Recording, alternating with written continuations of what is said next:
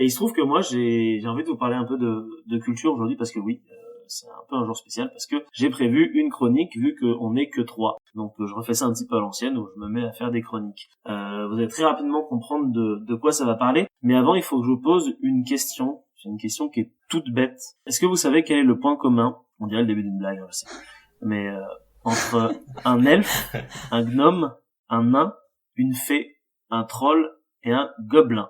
C'est que c'est tous des personnages d'un folklore des gens qui existent, des trucs qui existent pas. C'est que des trucs qui existent pas, exactement. C'est que des personnages de folklore. Et plus précisément, peut-être que Jules, tu le sais, je ne sais pas. Ils font tous partie de ce qu'on appelle couramment du lore Tolkien. Alors aussi du lore de Tolkien, ouais, mais ils font tous partie couramment de ce qu'on appelle le petit peuple. Ah bah oui, le petit peuple. Okay. Eh oui, tout simplement. Le fameux petit peuple, mais qu'est-ce que c'est que ce petit peuple? Alors comme le dirait un certain Benjamin, que vous connaissez bien, je crois qu'une définition est de mise. Et il se trouve que j'en ai justement une qui sort tout droit de l'Académie française. Oui, de l'Académie française elle-même. On dit le petit peuple pour dire le bas peuple, le menu peuple, les gens de petites étoffes, pour dire des gens de basse condition. Pardon, ça c'est pas la bonne définition, ça c'est la définition qui désigne la catégorie sociale la moins aisée de la population, les pauvres quoi. C'est le mauvais sujet. Alors le petit peuple, en fait, en réalité c'est un terme qui désigne les petits êtres humanoïdes issus de mythologie et du folklore, principalement celtique et nordique. En gros, c'est un petit peu les créatures issues d'une mythologie européenne des peuples qui ne sont ni latins ni grecs, pour simplifier un petit peu à outrance. Nous allons utiliser le terme de petit peuple, mais ce qui est intéressant, c'est que dans de nombreux pays d'Europe, les créatures surnaturelles des différents folklores étaient désignées indirectement par différentes périphrases avec des expressions comme les belles gens, les bons gens, le petit peuple. C'est presque en fait toujours la même chose, quel que soit le pays. Un exemple, chez les Scandinaves, le terme c'est small folk. Littéralement, c'est petit peuple, hein, small folk. Petit peuple en anglais aussi. Ça désigne aussi leurs créatures surnaturelles à eux. Okay. Je peux vous citer aussi par exemple un certain Robert Kirk, si on veut donner un accent un petit peu anglais, c'est un pasteur écossais qui est notamment l'auteur de la République mystérieuse des elfes, faunes, fées et autres semblables. Il a écrit ça en 1690 et dedans on peut trouver la phrase suivante. Ces Sith ou Fairies, qu'ils appellent Slag Maith ou le bon peuple, étaient vraisemblablement pour éviter d'attirer leurs attentions néfastes, en tout cas d'après la coutume des Irlandais de bénir tous ceux qu'ils craignent. Alors cette phrase elle peut paraître un petit peu bizarre parce qu'elle est complètement retirée aussi de son contexte, hein, je vous l'accorde, mais en gros ce qu'il faut comprendre c'est que si on les appelle comme ça, le bon peuple, le petit peuple, c'est parce qu'en fait en réalité on les craint beaucoup. C'est un peuple dont on a peur. Un petit aparté aussi, dans la phrase, vous avez remarqué que j'ai dit c'est Sith. Alors ici, Sith, ça s'écrit exactement pareil que les Sith dans Star Wars, mais pourtant, ça n'a absolument rien à voir puisque ça vient du gaélique Aes Sid, qui signifie le petit peuple, version irlandaise, tout simplement. Plus récemment, c'est l'auteur Pierre Dubois qui va écrire de nombreuses encyclopédies sur le sujet et qui va donc démocratiser le principe du petit peuple comme désignant des êtres humanoïdes dont je vous parlais, issus des mythologies du folklore. Par extension, le mot fée en anglais, fairy, peut aussi désigner le petit peuple dans son sens étendu, tandis qu'en français, c'est pas le mot fée qu'on utilise, c'est le mot lutin. Allez voir la page Wikipédia du lutin, il y a tout et n'importe quoi dedans. C'est pourquoi même aujourd'hui, en français, le terme anglo-saxon a fini par être francisé et on parle aussi de féerie pour parler du petit peuple. Mais dis-moi d'ailleurs, juste une question, une interrogation. Vas-y. Pierre Dubois, c'est pas celui qui a un corbeau comme animal de compagnie et qui s'habille, t'as l'impression d'être justement dans un conte. Et ben je crois que c'est ce mec-là parce qu'en fait c'est un conteur, un auteur, etc. Et d'ailleurs pour la petite anecdote, c'est aussi l'inventeur de la profession d'elphicologue et de la science de l'elphicologie. Ouais, ça me disait quelque chose, ouais. C'est totalement barré. Ça doit être. Ce qui est quand même relativement stylé parce qu'il a scientisé un petit peu tout ça et il a employé ce terme d'ailleurs pour la première fois en 1967 parce qu'il en avait marre de répondre écrivain quand on lui demandait sa profession. Ça doit être sympa les sorties terrain pour ce genre de métier. Ouais, franchement, ça doit être hyper sympa. Alors regardez là, ici c'est l'endroit où il y a des elfes. Franchement, c'est un métier qui doit être absolument incroyable d'être elphicologue. Ouais, grave. Bon, après du coup, pourquoi je vous parle de ça, moi ? De quoi je vais vous parler ? En fait, comme je vous l'ai dit, je savais qu'on allait être que 3, donc du coup, ce qu'il faut savoir, c'est qu'hier soir, j'ai réfléchi à un truc vraiment en vitesse à préparer qui puisse aussi un minimum vous intéresser tous les deux. Et j'ai pensé au Petit Peuple, bon j'ai pensé à plein d'autres trucs aussi avant, mais en fait le Petit Peuple m'est venu en tête parce que Jules t'avait fait une chronique sur l'équivalent islandais, le Uldufolk. C'est ça, le Uldufolk. Et le Uldufolk, le fameux peuple caché, encore une fois, il y a folk c'est le peuple, hein, comme d'habitude. Et donc du coup hier, je glandais chez moi et j'étais sur la page Wikipédia. Et je listais toutes les créatures du Petit Peuple pour savoir un peu plus et voir s'il n'y avait pas moyen de faire une chronique sur le principe du Petit Peuple. Et ben non, il n'y a pas moyen de faire une chronique sur le principe du Petit Peuple.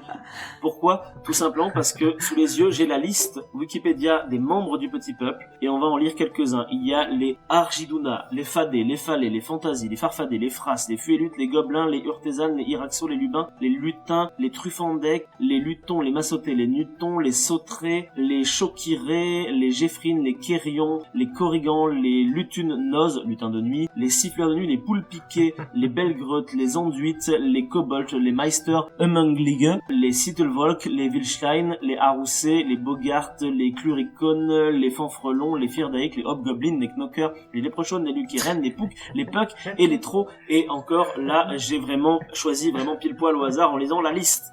Et ce qu'il faut savoir, c'est qu'il y a une page Wikipédia pour chacune de ces créatures du Petit Peuple.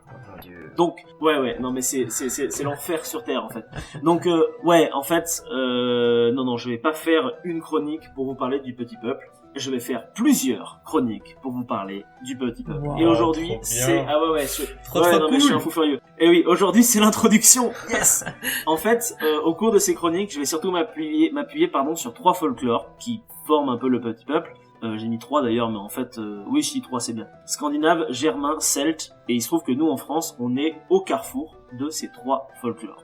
On va essayer de grossièrement un petit peu les définir. Le Petit Peuple du folklore scandinave germanique, c'est principalement issu forcément de la mythologie nordique, où vous y retrouvez les elfes, les trolls, les gnomes. À l'inverse, chez les germains, on a plutôt ce qui va être un peu kobold, gobelin. En Islande, il y a le fameux Uldufolk qui est composé plus ou moins des mêmes créatures mais en version un peu invisible de ce que tu avais expliqué la dernière fois. Je vous renvoie justement à l'épisode, si je me trompe pas, je crois que c'était le numéro 9. Ensuite, pour ce qui est du folklore irlandais, écossais, breton, bref celtique, c'est du coup forcément la mythologie celte qui va prendre le dessus. Là-dedans, on a par exemple des exemples comme la Banshee ou la Banshee, littéralement la femme du Sith qui révèle de la mythologie celtique irlandaise, le Corrigan, qui est plus proche du lutin du coup pour lui, le Léprechaune, etc. Bref, il y en a plein. Et du coup, forcément, au croisement de ces plusieurs influences, celtique pour la Bretagne, germanique à l'est, romaine au sud, même si on a dit que les Romains on les comptait pas vraiment, le folklore français comporte aussi bien des lutins, des gobelins que des corrigans, voire même des fées. La mythologie était déjà bien fixée en France, quand la France a été formée, l'État je veux dire, et en fait les personnages merveilleux, spécifiquement français, sont souvent en fait des inventions littéraires ou des évolutions de personnages issus d'un folklore qui est plus ancien que l'État français en tant que tel. Ce qu'on peut dire par contre en revanche, c'est que en gros, toutes ces créatures que j'ai listées là depuis le début, on peut plus ou moins les classer en 2 grosses catégories. Parce que souvent c'est plus ou moins la même chose en fait. Les catégories que j'ai choisies, c'est vraiment complètement abstrait, mais c'est aussi parce que c'est là où c'est les plus fournis. Il y a les elfes, les gnomes, les nains, les fées, les trolls et les gobelins. Et ce que j'essaierai de faire, c'est qu'en gros, chaque chronique, parle d'une de ces grosses catégories. Okay. Voilà un petit peu pour l'introduction. Est-ce que tout va bien déjà sur ça? Parce qu'on va ensuite enchaîner sur une de ces créatures. Allez, je suis chaud.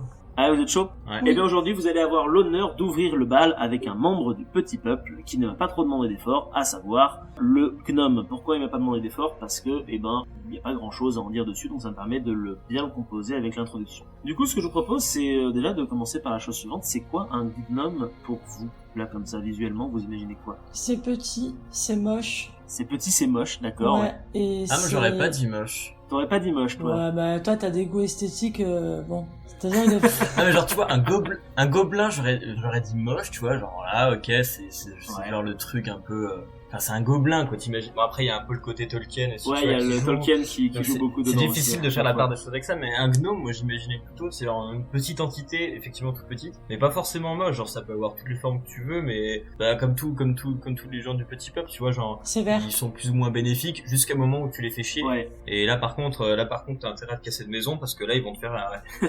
tu vois, mais... Mais comme, ouais, comme, je sais pas, limite comme un autre jardin des fois, tu vois. Ouais, clairement. Mais en fait, vous allez très rapidement comprendre hein, que la plupart du temps, c'est un peu toujours la même chose, en fait. Ce que je vous propose, c'est qu'on commence par un peu d'étymologie. Le mot gnome serait potentiellement un dérivé du néo-latin, donc le latin plus récent, gnomus, qui est souvent présenté comme issu du grec gnosis, la connaissance. Mais il y a une autre théorie qui dit que ça pourrait plutôt descendre de génomos, à savoir plutôt l'habitant des souterrains. Ce qui fait du coup, pardon, du gnome, une créature qui vit plutôt dans les souterrains. Ça m'intéresse, c'est cool. Du coup, ouais, c'est plutôt lié à toi, que ça parle de souterrain. Faudra que tu sois là aussi quand je ferai l'épisode sur les nains, du coup. Justement, le gnome, c'est une petite créature humanoïde qui est issue du folklore européen, et il est très souvent confondu, c'est là que ça devient chaud, avec les lutins, les nains et les gobelins, qui eux aussi font partie du petit peuple, et qui eux aussi sont souvent des créatures liées au monde souterrain. Le gnome, il est caractérisé par une très petite taille, une vie souterraine, et une grande connaissance des secrets telluriques. En gros, il connaît vachement bien les grottes.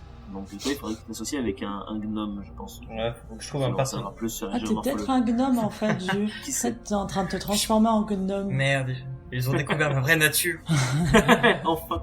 Dans les contes germaniques, les gnomes sont souvent décrits, donc par exemple un peu comme dans les contes des frères Grimm, comme ressemblant à une sorte de vieil homme ridé qui vit dans un souterrain profond. Ouais. Et là, ça y est, on arrive au point numéro 1, le gnome garderait potentiellement des trésors enterrés.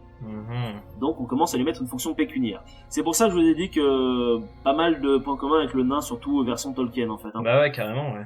Petit fun fact, apparemment, je savais pas, mais les banquiers suisses sont parfois désignés par le sobriquet de gnome de Zurich. Voilà. Mais un peu comme dans Harry Potter, c'est des gnomes qui s'occupent de la banque. En fait, c'est des gnomes suisses. C'est des gnomes suisses, exactement. Ok. D'accord. Donc il y a un parallèle à faire effectivement avec les gobelins dans Harry Potter, mais il y a aussi un petit parallèle à faire avec le léprochaun irlandais, qui lui aussi est une sorte de nain qui garde un trésor et qu'il faut pas énerver en fait. C'est pas eux qui volent les enfants, tu sais? Si, en fait, tous les membres du petit peuple volent les enfants. Ah, d'accord. Ils font ce qu'on appelle des changelins. En fait, ils récupèrent ton bébé et ils en laissent un autre à la place qui est pas un bébé humain. C'est un peu dégueulasse. On pourra peut-être en parler un jour aussi parce que c'est pas mal compliqué, mais apparemment ils le font tous. Donc c'est pas hyper sympathique. Okay. Mais voilà. Les leprechauns, ils sont pas spécialisés en godasses ici. Alors je sais pas pour le coup, je me suis pas encore renseigné sur les spécificités de chacun, mais je sais que les léprechauns sont censés garder des trésors, mais après j'ai vu aussi très rapidement que les léprechauns étaient aussi considérés comme étant un vieil homme parfois ridé vivant dans le souterrain avec un trésor, donc il y a un peu une ressemblance. En fait c'est un gros micmac parce que tous les membres du petit peuple ont souvent les mêmes caractéristiques et ils peuvent se confondre très aisément. Pour donner un exemple, la différence entre le gnome et le nain, elle est extrêmement floue. Apparemment, le nom gnome viendrait possiblement en premier pour désigner un nain qui porte un bonnet pointu. Okay. Ça serait des créatures plus robustes et plus tenaces que les nains, on va savoir pourquoi, hein. Mais ça peut varier aussi un peu d'un folklore à un autre. Ce qui ferait que du coup, encore une fois, chez Tolkien, les nains qui sont décrits dans Bilbo le Hobbit seraient techniquement, si on suit le folklore, plutôt des gnomes plutôt que des nains en fait. Hein. Surtout dans le Hobbit où ils ont vraiment le chapeau pointu. L'archétype du gnome se retrouve pas mal dans les légendes, les folklores de nombreux pays d'Europe, sous d'autres noms, comme par exemple chez les Islandais ça serait le Vaetir, chez les Prussiens ça serait le Kokis. Selon d'autres interprétations, les gnomes seraient effectivement des nains laids, difformes, malicieux et méchants. Même dans la culture judéo-chrétienne, ils appartiendraient plutôt à la catégorie des génies. Selon la Kabbale, ils détiendraient sous terre des trésors, des pierres et des métaux précieux. Vous voyez, en fait, quelle que soit l'origine, il y a toujours un lien un petit peu avec la métallurgie et les souterrains.